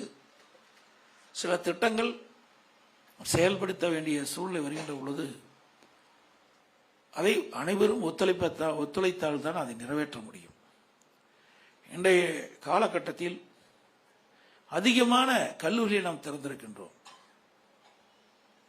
ஒரு நாட்டினுடைய வளர்ச்சி கல்வி மையமாகத்தான் இருக்கின்றது. சாதாரண குடும்பத்தில் இருக்கிற விவசாயி தொழிலாளி கூட தங்களுடைய குழந்தைகள் நன்றாக படிக்க வேண்டும் என்று எண்ணுகின்ற காலம் இந்த காலம். நான் படிக்கின்ற காலத்தெல்லாம் அரசாங்க பள்ளியில் படித்தோம். இன்றைக்கு குழந்தை பிறந்தாவே 3 வயசுலயே கொண்டு விட்டுறாங்க, யூகேஜி எல்கேஜின்னு. நாம படிக்கிற காலத்தில் 5 வயசு நிரம்பினா தான் 6வது வயசுல தான் பள்ளிக்கு சேர்க்க முடியும். ஆக ஒரு நவீன காலம், விஞ்ஞான காலம் வந்து விட்டது. இன்றைக்கு உலக அளவிலேயே போராட வேண்டிய சூழ்நிலைக்கு நாம் தள்ளப்பட்டு விட்டோம்.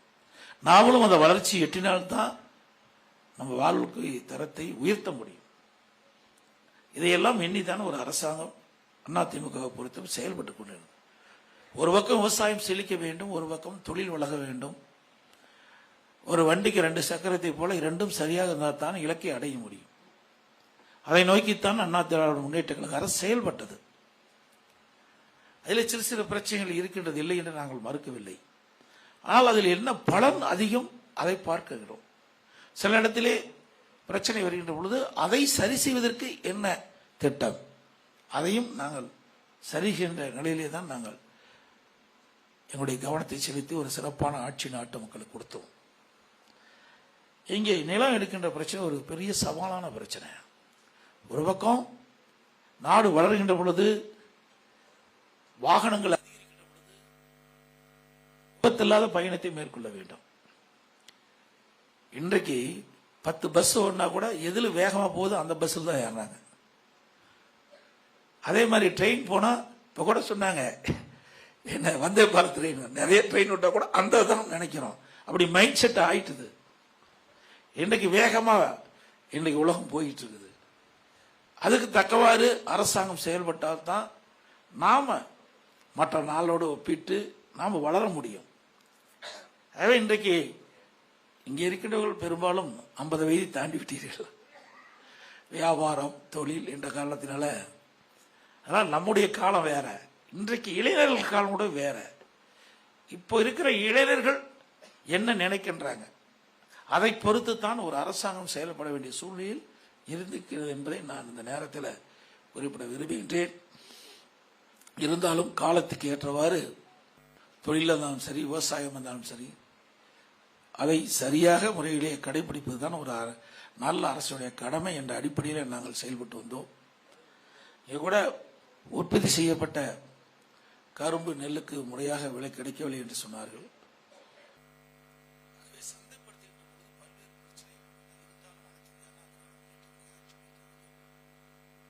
விவசாயிகள் பாதிக்காத அளவுக்கு விவசாயிகள் எப்பொழுதெல்லாம் பாதிக்கப்படுகிறார்களோ அப்பொழுதெல்லாம் அந்த பாதிப்புக்கான நிவாரணத்தை என்று சொன்னார்கள். ஆகவே சந்தைப்படுத்துகின்ற பொழுது பல்வேறு பிரச்சனை இருக்கின்றன. இருந்தாலும் அனைத்து இந்திய அண்ணா திராவிட முன்னேற்ற கழக ஆட்சி பொறுத்த வரைக்கும் விவசாயிகள் பாதிக்காத அளவிற்கு கொடுத்தோம். இன்றைக்கு விவசாயிகள் எப்பொழுதெல்லாம் பாதிக்கப்படுகிறார்களோ அப்பொழுதெல்லாம் அந்த பாதிப்புக்குள்ளான நிவாரணத்தை கொடுத்தோம்.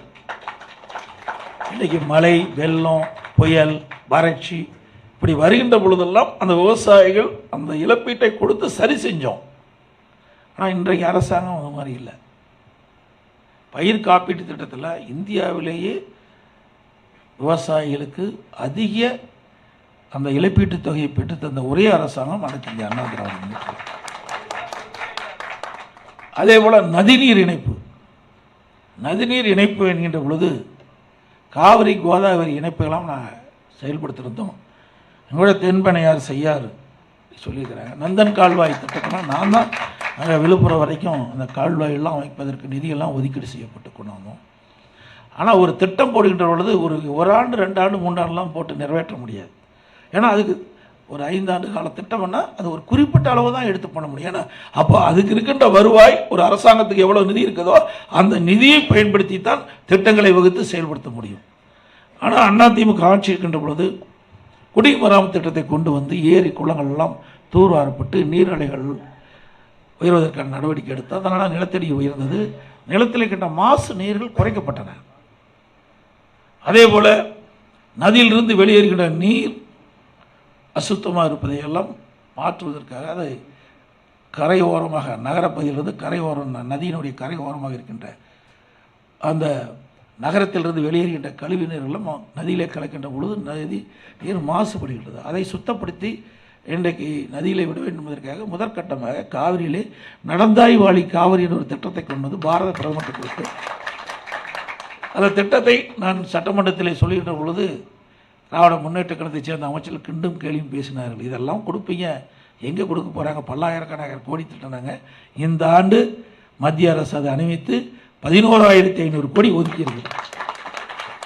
இதற்காக சொன்ன ஒரு நீண்ட கால திட்டம். ஒரு அரசாங்கம் எல்லா வகையிலும் பார்க்க முடியும். விவசாயிகளுக்கு என்னென்ன செய்ய வேணும், அவளுக்கு என்னென்ன பிரச்சனை இருக்குது, அந்த பிரச்சனையிலிருந்து எப்படி விடுவிக்க வேண்டும், அதில் வணிகர்களுக்கு என்ன பிரச்சனை இருக்குது, தொழில் செய்கிறவர்களுக்கு என்ன பிரச்சனை, எல்லா தரப்பையும் அலசி ஆராய்ந்து அதில் என்னென்ன பிரச்சனை இருக்குது, அதை எப்படி சால்வ் பண்ணுறது, அப்படி அதை பார்த்து செய்தால்தான் அனைத்து தர மக்களுடைய பிரச்சனைகளும் தீர்க்க முடியும். அதை அதிமுக அரசு தீர்த்து வைத்தது. ஜிஎஸ்டி பற்றி சொன்னாங்க. இது ஜிஎஸ்டியை பொறுத்த வரைக்கும் மத்தியில் இருக்கின்ற ஆட்சியாளர்கள் இருந்தாலும் கூட ஜிஎஸ்டி கவுன்சில் வருகின்ற பொழுது பல வரிகள் அதிமுக ஆட்சிக்கு குறைச்சிருக்கிறோம். ஜிஎஸ்டி கவுன்சிலில் எங்களுடைய நிதியமைச்சர்கள் அதில் கலந்து கொண்டு இங்கே இருக்கின்ற வியாபாரிகள் தொழில் செய்வர்களுடைய கருத்துக்களை கேட்டு அவர்கள் அந்த ஜிஎஸ்டியில் எதை குறைக்க முடியுமோ அதையெல்லாம் நாங்கள் குறைச்சிருக்கிறோம். இன்றைக்கு கூட பத்திரிகையில் இன்றைக்கு பாரத பிரதமர் அவர்கள் குறிப்பிட்டதாக வந்திருக்குது. ஜிஎஸ்டி வரியெல்லாம் மாற்றம் செய்யப்படும் என்றெல்லாம் தெரிவிச்சிருக்கிறாங்க. அதையெல்லாம் நம்ம இங்கே பல இடத்துக்கு நான் பல மாவட்டத்துக்கு சென்ற பொழுது பல தொழில்களுக்கு ஜிஎஸ்டி வரி அதிகமாக இருப்பது அதெல்லாம் குறைக்க வேண்டும் சொல்லியிருக்கோம். அதெல்லாம் எங்கள்கிட்ட கவனமாக இருக்குது. இதையெல்லாம் நாங்கள் மத்திய அரசுக்கு சொல்லி எதை எந்தெந்த தொழில் இந்த ஜிஎஸ்டி வரியால் பாதிக்குதோ அதையெல்லாம் களைவதற்கு உண்டான முயற்சியை நாங்கள் எடுப்போம் என்பதையும் இந்த நேரத்தில் தெரிவிச்சுக்கிறேன். சாலை விபத்துகளை பற்றி சொன்னார்கள். சாலை விபத்துகளை குறைக்க வேண்டும் என்பதற்காகத்தான் சாலை சந்திப்புகளில் உயர்மட்ட பாலம் கட்டுவதற்கு நாங்கள் திட்டத்தை தீட்டி மத்திய அரசு கொடுத்த காரணத்தினால தான் பல இடங்களில் சாலை சந்திப்புகளில் இன்றைக்கு உயர்மட்ட பாலம் இன்றைக்கு கட்டிகிட்டு இருக்கிறாங்க. அதேபோல் சாலை பாதுகாப்பு விதிகள் அதை மிக தெளிவாக நம்முடைய பள்ளியில் படிக்கிற மாணவர்கள் இன்றைக்கு வாகன ஓட்டிகள் வரை இந்த சாலை பாதுகாப்பு வாரம் என்று எடுத்து அதற்கு அவர்களுக்கெல்லாம் இந்த சாலை விதிகளை எப்படி பின்பற்றுறது அதையெல்லாம் நாங்கள் அரசாங்கம் செழிப்படுத்திட்டு இருந்தது. அதே சாலை விதிகளை பின்பற்றினால்தான் நம்ம விபத்துகளை குறைக்க முடியும். ஏன்னா நாளுக்கு நாள் வாகனத்துடைய வேகம் அதிகரித்து விட்டது. இன்றைக்கி நல்ல சாலை சொன்னாங்க, முதல்லாம் பெண்டாக இருக்கும், அதனால் வாகனம் வேகம் கம்மியாக இருக்கும். இன்றைக்கெல்லாம் 140 போனால் தானே நம்மளே உள்ளே போடுறான். 100க்கு மேலே தான் எல்லா வண்டியுமே போகுது. 100க்கு கீழே போகிற வாகனமே இல்லை. அந்த வாகனத்தை யாரும் வாங்குறதும் இல்லை. இப்போ பழைய வாகனம்லாம் எங்கேயாச்சும் பாருங்கள், எங்கேயாச்சும் போகுது, அம்பாஸ்டர்லாம் பிடிச்சி போச்சு.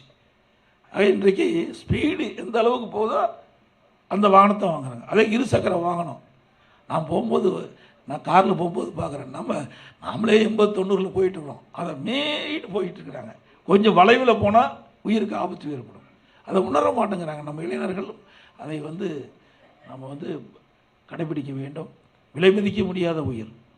அதை நாம் பெற்றோர்கள் தான் அட்வைஸ் பண்ணணும். அது ஒரு டீனேஜ் என்று சொல்கின்ற அந்த வயதில் என்ன செய்வதென்றே அறியாமல் செய்கின்ற அறியாமை. அதனால் யாரெல்லாம் பாதிக்கிறார் என்பதும் அவருக்கு புரியல. முதல்லாம் 3 குழந்தை 4 குழந்தை இருந்தது. இப்போ பையன் பிறந்தா ஒரே குழந்தையில் நிறுத்திக்கிறாங்க, 2வது குழந்தையே போகிறதில்ல. அப்படியே மீறி போனாலும் 2 பெண் குழந்தை தான் வச்சுக்கிறாங்க. அப்படிப்பட்ட காலகட்டத்தில் நம்முடைய குழந்தைகளை சரியான பாதையிலே அவளை அழைத்து செல்ல வேண்டும். பெற்றோருடைய கடமை இதில் இருக்குது. சில பெற்றோர்கள் ரொம்ப கண்டிப்போடு வளர்த்துறாங்க. சில பெற்றோர்கள் தங்களுடைய குழந்தைகளுக்கு அதிக பாசத்தை காட்டி அதனால் ஏற்படுகின்ற விளைவுகள் அதிகமாகிடுது. பாருங்கள், பைக்கில் பாருங்கள், எந்த ஸ்பீடாக போதோ அந்த பைக் தான் வாங்குறாங்க. நான் கூட நிறுத்தி கேட்குறது, இந்த பைக் என்னப்பா வேகத்தில் போகிற, எங்களை ஓவர்டேக் பண்ணிட்டு போகிறீங்க, இதை போனால் என்ன விபத்து ஏற்படுதில்ல. இதை அவங்களை புரிய வைக்கணும். அதுதான் முக்கியம். அவங்களுக்கு போக வேண்டும் என்பதற்காக போகலாம். அந்த வயது அப்படிப்பட்ட வயது. அந்த வயதில் எல்லாமே நம்ம தாண்டி வந்திருக்கோம். அந்த வயது தாண்டி தான் நாம் வந்திருக்கோம். நமக்கு அந்த வசதி வாய்ப்பெல்லாம் அந்த காலத்தில் இல்லை. இப்போ வசதி வாய்ப்பு நம்முடைய குழந்தைகளுக்கு அதிகமாக வந்துட்டுது. பெற்றோர்களும் அந்த வசதி வாய்ப்பை நம்முடைய குழந்தைகளுக்கு கொடுத்து அவர்களும் மகிழ்ச்சியோடு இருக்க வேண்டும் என்று நம்ம ஆசைப்பட்டு வாங்கி கொடுக்குறோம். அதனால் அவர்களும் நம்ம நம்முடைய பெற்றோர்களும் அவர்களுக்கு உதவிகரமாக இருந்தால்தான் இந்த விபத்துக்களை நம்ம தடுக்க முடியும். 2வது, இன்றைக்கு அதிகமாக உற்பத்தி ஆகுது. அன்றைய ஒரு 30-40 வருஷத்துக்கு முந்தி இருந்து வேறு. இன்றைக்கி உற்பத்தி அதிகமாகிட்டுது. உற்பத்தி ஆகின்ற பொருளை கொண்டு போகணும். அது டிரான்ஸ்போர்ட் வெஹிக்கிள் அதிகமாகிட்டுது. அதுக்கு தேவையான உள்கட்டமைப்பை அதிகப்படுத்தினா தான் நம்ம தடையில்லாமல் வாகனம் செல்ல முடியும். உற்பத்தியை பெருக்கின்ற பொழுது அதை விற்பனை செய்ய வேணும். இன்றைக்கி பார்த்திங்கன்னா, இன்றைக்கி நெல் ஒரு 10 வருஷத்துக்கு முந்தி உற்பத்தி செய்ய விட இப்போ கூடுதலாக உற்பத்தி செய்கிறோம். அதுக்கு நிறைய வாகனங்கள் தேவை. அதை ஒரு இடத்துலேருந்து இன்னொரு இடத்துக்கு கொண்டு போகிறதுக்கு வாகனங்கள் தேவை. அதுக்கு ஏற்றவாறு தான் சாலை விரிவாக்கம். அந்த விரிவாக்கம் செய்கின்ற பொழுது சாலை பாதுகாப்பு விதிகள் பற்றி தான் அரசாங்கம் விதியை வகுத்து செயல்படுத்த வேண்டும். அதை பின்பற்ற வேண்டும். அதே போல் பொதுமக்களும் சாலை விதிகளை பின்பற்றினால் இந்த விபத்துகளை குறைக்கலாம். அதிமுக ஆட்சி கண்டவளை பிளாக் ஸ்பாட் அப்படின்னு கண்டறியப்பட்டு எந்தெந்த இடத்துல விபத்துகள் நடக்கின்றதெல்லாம் அறியப்பட்டு அதை சரி செஞ்சோம். வளைவா சரி செஞ்சோம். கிணறு இருக்குதா பாதுகாப்பு கொடுத்தோம். சாலை சந்திப்புகள் இருக்குதா அதை சரி செஞ்சோம். இப்படி பிளாக் ஸ்பாட்டை கண்டறிஞ்சு விபத்துக்கள் எங்கு அதிகமாக ஏற்படுகின்றதோ அந்த பகுதி கண்டறிந்து அந்த விபத்தை தவிர்ப்பதற்குண்டான நடவடிக்கையெல்லாம் அதிமுக அரசு எடுக்கப்பட்டது என்பதையும் இந்த நேரத்தில் குறிப்பிட விரும்புகிறோம். அதே மாதிரி கல்லூரி கேட்டாங்க. கல்லூரி நிறைய கல்லூரி திறந்தது அதிமுக ஆட்சியில் தான். நீங்கள் சட்டக்கல்லூரி ஆகட்டும் மருத்துவக் கல்லூரி ஆகட்டும் திறக்கலாம். ஆனால் மெரிட்டில் தான் அங்கே சேர முடியும். மெரிட்லாம் சேர முடியாது. எங்கள் பகுதியில் கூட சட்டக்கல்லூரி திறந்தாங்க. நான் கேட்டேன் எவ்வளோ பேர் படிக்கிறேன். 6 பேர் தாங்க நம்ம மாவட்டத்தில் படிக்கிறேன். நாங்கள் ஆக அது சட்டக்கல்லூரி தேவை. 6 சட்டக்கல்லூரியை நாங்கள் திறந்துருக்கிறோம். அதிமுக ஆட்சியில் நான் வந்த பிறகு 6, அம்மா இருக்கும்போது 1, 10 ஆண்டில் 7 சட்டக்கல்லூரியை திறந்து தமிழகத்தில் ஒரு பெரிய வரலாற்றை படைச்சிருக்கிறோம். ஒரே ஆண்டில் 11 மருத்துவக் கல்லூரி, அம்மா இருக்கும்போது 6, 17 மருத்துவக் கல்லூரி 10 ஆண்டில் திறந்திருக்கிறோம். மருத்துவக் கல்லூரி மருத்துவமனை கொடுத்துருக்குறோம். இது திமுக ஆட்சியில் ஒரு மருத்துவக் கல்லூரி மருத்துவம் கூட வரல. மாவட்டத்தை பிரிக்கணும்னு சொன்னீங்க, 6 மாவட்டத்தை பிரித்து கொடுத்துருக்குறோம். ஒரு மாவட்டத்தை பிரிக்கணும்னா 400 கோடி செலவாகும். சாதாரண 10 கட்டமைப்பு வேணும், அதிகாரி நியமிக்கணும், தொடர் செலவு இவ்வளவும் நாங்கள் செய்யணும். இந்த ஆட்சியில் என்ன செய்கிறாங்கன்னே தெரியல. கடன் தான் நிறையா வாங்கிட்டு இருக்கிறாங்க. அதே மாதிரி வருவாய் அதிகமாகிட்டுது. இங்கெல்லாம் வணிகர்கள் வந்திருக்கிறாங்க. இதை சொல்லி ஆக வேண்டும் என்ற சூழ்நிலை சொல்லுவேன். 2020-21 அதிமுக ஆட்சியில் வந்த வருவாயை விட 2024-25 திராவிட முன்னேற்ற கழகத்தில் 1,36,000 கோடி கூடுதலாக வருவாய். இவ்வளோ வருவாய் திட்டங்கள் எதுவுமே இல்லை. நாங்கள் இவ்வளோ கல்லூரி திறந்திருக்கிறோம், இவ்வளோ பாலங்களை கட்டி கொடுத்துருக்குறோம், அதோட நிறைய விவசாயிகளுக்கு நிவாரணங்களை கொடுத்துருக்குறோம், புதிய சாலைகள் அதிகமாக கொடுத்துருக்குறோம், பாலங்கள் கட்டி கொடுத்துருக்குறோம். எதையுமே செய்யலை. அதோட 4,38,000 கோடி இன்ற வரை கடன். இந்த ஆண்டு 1 லட்சம் கோடி கடன் வாங்குதா திட்டமிட்டிருக்கிறாங்க. 5,38,000 கோடி 5 வருஷத்தில். இதற்கு முந்தி 73 ஆண்டு காலம் பல கட்சிகள் ஆண்டபோது கூட 2021 வரைக்கும் 5,18,000 கோடி. அதில் கொரோனா காலம் உங்களுக்கு தெரியும். கொரோனா காலத்தில் அரசாங்கத்துக்கு வரி வருவாயே கிடையாது, ஜிஎஸ்டியும் கிடையாது, கடையும் திறக்கலை, கடை திறக்கலை, தொழிற்சாலைகள் இயங்கலை, பெட்ரோல் டீசல் இல்லை, பத்திரப்பதிவு இல்லை, ரோட் டான்ஸ் இல்லை, கலால் இல்லை, கிடையாது, எதுவுமே கிடையாது. 40,000 கோடி கொரோனாவுக்கு செலவு பண்ணிய சூழ்நிலை. இவ்வளவும் இருந்தும் கூட 5,18,000 கோடி தான் கடன் இருந்தது. திட்டங்கள் நிறையா கொடுத்தோம். வருவாயும் இல்லை, வருஷத்துக்கு வரி வருவாயும் இல்லை. ஆனால் இந்த ஆட்சியில் வரி வருவாய் அதிகம், கடனும் அதிகமாகிட்டாங்க. ஆக இதெல்லாம் இந்த கடனை எப்படி கட்டுறதுன்றது ஒரு சிரமமான காரியம். எப்படி கடன் கட்ட முடியும்? வரி போட்டு தான் கட்ட முடியும். வேறு எதில் இருக்குது? கூடுதலாக வரியை போட்டு தானே அதை வசூல் பண்ணணும். இந்த கடனை எப்படி அடைக்க முடியும்? இப்போ நீங்கள் வணிகர் இருக்கிறீங்க, போய் பேங்கில் கடன் வாங்குறீங்க. கடன் வாங்குற போது அந்த டியூ கண்டை கட்டியாகணும்ல, இல்லை சீல் வச்சுருவாங்க. எழுத உங்கள் பேங்க் அக்கௌண்ட்டை சீல் பண்ணிடுவாங்க. ஒரு சொத்தப்போ அதை சீல் வச்சுருவாங்க. சொத்துக்கும் உங்களுக்கு ஏலத்துக்கு கொண்டு வந்துடுவாங்க. இல்லாட்டி ஒரு அரசாங்கம் ஒரு குறிப்பிட்ட அளவு தான் கடன் வாங்க முடியும். மத்திய அரசு நிர்ணயிக்கப்பட்ட அளவு தான் கடன் வாங்க முடியும். ஆகவே இந்த அரசாங்கத்தை பொறுத்து இவர் ஒரு தனி பாதையில் போயிட்டு இருக்கிறாங்க. நாட்டை பற்றியே கவலைப்படாத ஒரு அரசாங்கம். விவசாயிகளை பற்றியும் கவலைப்படலை, வணிகரை பற்றியும் கவலைப்படலை, ஒட்டுமொத்த மக்களை பற்றியும் கவலைப்படாத ஒரு அரசாங்கம். இருந்தாலும் இந்த நேரத்தில் நாங்கள் அரசியல் பேதை தவிர்த்து விட்டு நீங்கள் எங்களுடைய ஆட்சி வந்தால் தங்களுக்கு நிவாரணம் கிடைக்கும் என்ற நம்பிக்கையில் தங்களுடைய கோரிக்கைகளை வைத்திருக்கிறீர்கள். அனைத்து இந்திய அண்ணா திராவிட முன்னேற்ற கழகம் அமைந்த பிறகு இங்கே பல்வேறு கோரிக்கைகள் வைத்திருக்கின்றீர்கள். அதையெல்லாம் நிறைவேற்றக்கூடிய நடவடிக்கை எடுத்தோம். சிவில் ஸ்கோர் பற்றி சொன்னாங்க, அது இப்போ ரத்து பண்ணிக்கிட்டாங்க. நான் பாரத பிரதமர்கிட்ட கடிதம் கொடுத்தோன்னே இது மாநில அரசாங்கம் தான் இது மாதிரி விதிகளை விதிச்சிருக்குது. பல சான்றுகள் ஆவணங்கள் வேண்டும் என்று அறிவித்தாங்க. இப்போ சுற்றறிக்கை விட்டுட்டாங்க. அது ஜியோலாம் இருக்குது. நீங்கள் அதெல்லாம் கேட்க வேண்டியதில்லை விவசாயிகிட்ட. இனிமேல் அந்த ஏற்கனவே நம்முடைய விவசாயிகளுக்கு எப்படி கடன் வழங்கப்பட்டு வந்ததோ அதை தொடர வேண்டும் என்று சுற்றறிக்கையில் மாநில அரசு விட்டிருக்குது. அதில் ஏதாவது பிரச்சனை இருந்தால் நீங்கள் கடிதம் மூலமாக கொடுத்தால் நாங்கள் அதை இந்த அரசுக்கு வலியுறுத்துவோம். அதிமுக ஆட்சி வந்த பிறகு விவசாயிகளுக்கு எளிய முறையில் கணக்கெடுப்பதற்குண்டான நடவடிக்கை எடுக்கப்படும். அதே போல் வணிக பெருமக்கள், அதே போல் இன்னும் பல்வேறு தொழில் சார்ந்த இங்கே கருத்துக்களை தெரிவிச்சிருக்கணும். அதையெல்லாம் அனைத்து இந்திய அண்ணா திராவிட முன்னேற்ற கழகம் அமைந்த பிறகு அதற்குண்டான தீர்வு காண்பதற்குண்டான முயற்சி மேற்கொள்ளப்படும் என்று சொல்லி இங்கே வந்து தங்களுடைய கருத்துக்களை வழங்கிய அத்தனை அமைப்பைச் சேர்ந்தவர்களுக்கும் நன்றி தெரிவித்து விடுவிக்கின்றேன். நன்றி, வணக்கம்.